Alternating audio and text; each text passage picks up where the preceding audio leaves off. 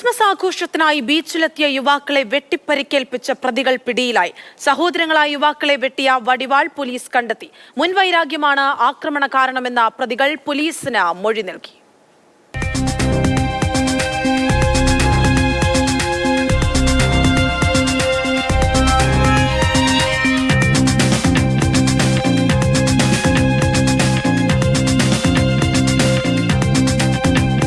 Christmas ദിവസം പ്രശ്നങ്ങൾ പറഞ്ഞു തീർക്കാമെന്ന് പറഞ്ഞാണ് തിരുവനന്തപുരം പള്ളിത്തുറ സ്വദേശികളായ യുവാക്കൾ സഹോദരങ്ങളായ നെഹ്റു ജംഗ്ഷനിൽ താമസിക്കുന്ന നിബിൻ എന്നിവരെ ബീച്ചിലേക്ക് ക്ഷണിച്ചത്.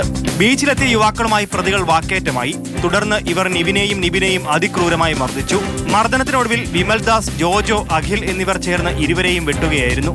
ഇരുവരെയും വധിക്കാനായിരുന്നു പ്രതികൾ പദ്ധതിയിട്ടിരുന്നത്. വടിവാളുകൾ, വെട്ടുകത്തികൾ, സൈക്കിൾ ചെയിനുകൾ തുടങ്ങി മാരകായുധങ്ങൾ പ്രതികൾ കരുതിയിരുന്നു.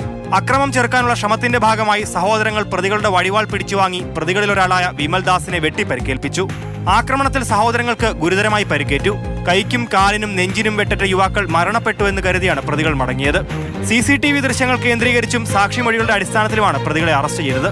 അറസ്റ്റിലായ പ്രതികൾക്കെതിരെ ഗൂഢാലോചന, വധശ്രമം ഉൾപ്പെടെയുള്ള വകുപ്പുകൾ ചുമത്തിയിട്ടുണ്ട്. കോടതിയിൽ ഹാജരാക്കിയ പ്രതികളെ റിമാൻഡ് ചെയ്തു.